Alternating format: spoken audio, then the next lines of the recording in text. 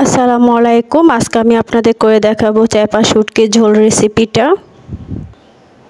এখানে আমি চ্যাপা শুটকি নিয়ে নিয়েছি, ধুয়ে পরিষ্কার করে নিয়েছি ভালো করে।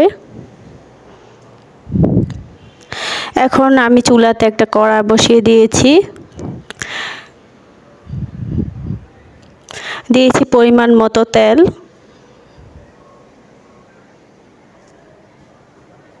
তেলটা গরম হলে দিয়ে দিচ্ছি পেঁয়াজ কুচি। পেঁয়াজের পরিমাণটা একটু বেশি দেব, কারণ এই জায়গায় একটু ঝোল রান্না করব। পেঁয়াজ বেশি দিলে একটু স্বাদটা ভালো আসে। এখানে আমি পেঁয়াজগুলো একটু লাল লাল করে ভেজে নেব।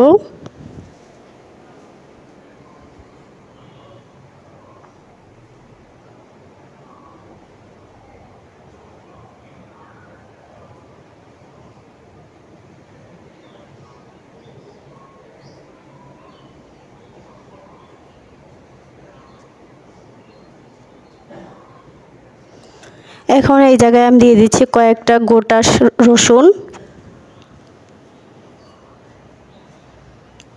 দেখতে ভালো দেখার জন্য। রসুনটাও একটু লাল লাল করে নেব পেঁয়াজের সাথে। আপনারা আমার চ্যানেলটাকে সাবস্ক্রাইব করে দেবেন, বেল বাটনটি ক্লিক করে দেবেন পরবর্তী ভিডিওর জন্য। আর ভিডিওটা ভালো লাগলে একটা লাইক দিয়ে দেবেন।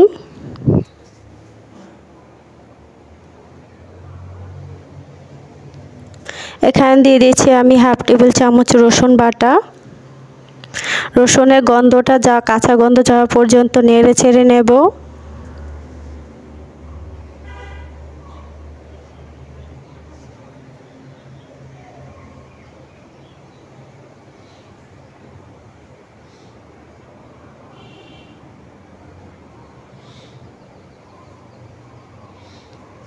এখানে দিয়ে দিচ্ছি আমি তিনটি গোটা কাঁচামরিচ। এখন কাঁচামরিচটাও একটু লাল লাল করে নেব।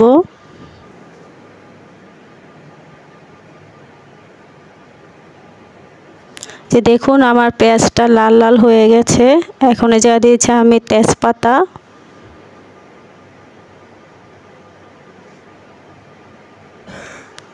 এখন দিয়ে দিচ্ছি টমেটো কুচি,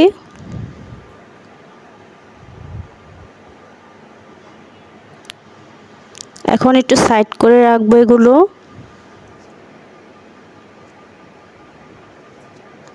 এখানে দিয়েছি চ্যাপা শুটকি, ভালো মতো নেড়ে ছেড়ে নেব ঘ্রাণ আসা পর্যন্ত।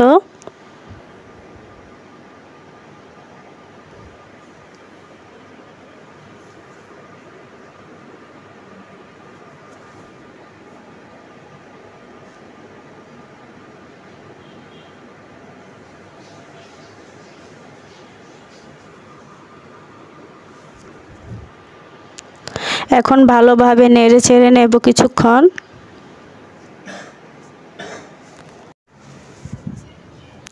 শুটকি মাছটা ভাজা ভাজা হয়ে গেলে এখানে আমি দিয়ে দেব পানি।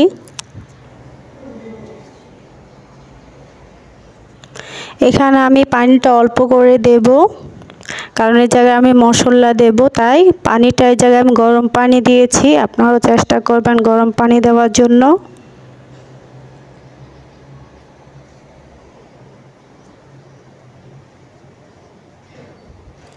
এখানে দিয়ে দিচ্ছি হাফ টেবিল চামচ ধনিয়ার গুঁড়ো। ধনিয়ার গুঁড়োটা আমি কম দিচ্ছি। দিচ্ছি 1 টেবিল চামচ মরিচের গুঁড়ো। আরও অল্প একটু মরিচ দিয়েছি, আপনারা এখানে ঝাল বুঝে দেবেন কতটুকু ঝাল খাবেন। দিয়েছি হাফ টেবিল চামচ ধনিয়ার গুঁড়ো, স্বাদ মতো লবণ।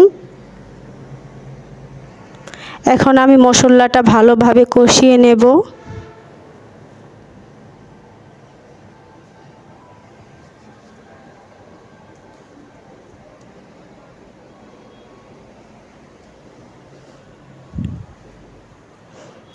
চ্যাপা শুটকির ঝোল খেতে খুবই সুস্বাদু হয়, আপনারা খেয়ে দেখবেন। পাতিলের ভাত একবারে শেষ হয়ে যাবে, ঠিক তেমনই খেতে খুব ভালো লাগে। 2 থেকে 3 মিনিট ঢেকে রাখবো কাঁচা গন্ধ যাওয়ার জন্য মশলার। এখন আমি কিছুক্ষণ নেড়ে চেড়ে নেব যাতে পাতিলের তলায় না লেগে যায়।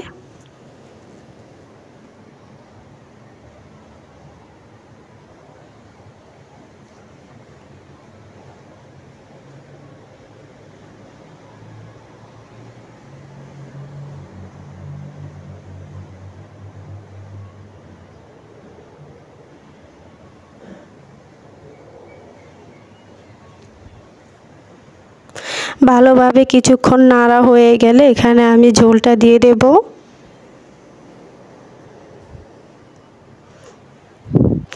দেখুন আমি ঝোলের পানিটা দিয়ে দিচ্ছি। এখানে আমি গরম পানি ব্যবহার করছি, আপনারাও গরম পানিটা ব্যবহার করবেন। তরকারির মধ্যে গরম পানি দিলে খেতেও খুব ভালো লাগে আর তরকারিটা ভালো হয়। একটু ভালো করে নেড়েচেড়ে নিচ্ছি। আমার আর একটু পানির প্রয়োজন, তাই আমি পানি দিয়ে দিচ্ছি। আপনারা শুটকির মধ্যে ঝোলটা যখন দেবেন একটু বেশি করে দেবেন, কারণ শুটকিটা একটু ভালো করে সিদ্ধ হতে হবে, ওই কারণে, না হলে ভালো মতো সিদ্ধটা হবে না। এখানে আমি ঢাকনাটা ঢেকে রাখছি, মাঝে একটু উল্টে নিচ্ছি। প্রথমে একটু নেড়ে চেড়ে নেব যাতে পাতিলের তলায় না লেগে যায়। এখানে দেখুন আমার ঝোলটা কমে এসেছে। এখানে দিয়েছি আমি ধনেপাতা কুচি।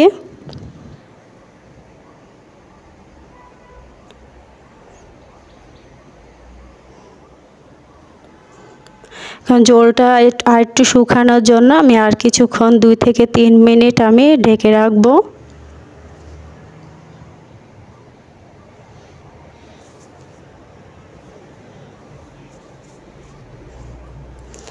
এই দেখুন আমার ঝোলটা শুকিয়ে গেছে।